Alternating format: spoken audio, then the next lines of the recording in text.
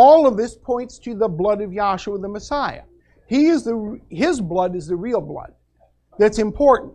The rest of these are only types, shadows, and allegories, but they're symbols or signs that point up to Yahshua the Messiah's blood. But his blood is the only one that had the effect that was important.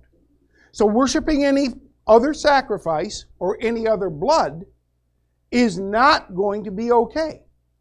But in pagan rituals, okay, and I'm talking about, and you can check this out, in ancient pagan rituals that deal with Christmas and Easter, what they would do would be to sacrifice children that were less than 1 year old and use their blood in the rituals because they considered that to be innocent blood. And it even goes worse than that as to what they did, okay? So the blood of Yahshua is what's important because it takes away sin, and trying to sacrifice a child will never do that, okay?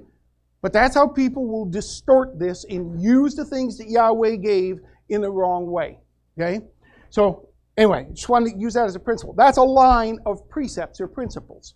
Well, what precepts or principles are involved with these feasts? Well, I just mentioned one because that blood was involved with the Passover. The Passover was the Passover lamb whose blood was put on the door in the land of Egypt, and the people were spared destruction because they were covered by the blood of the lamb on their door. Isn't that a perfect example of Yahshua the Messiah? Okay?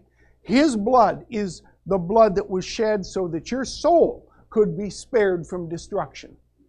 Okay? But you have to have that blood on your door or in your house, so to speak. Okay? All right.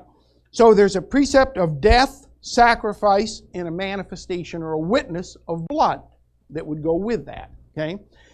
Passover lamb had to die, Yahshua had to die. Sacrifices had to die. All right?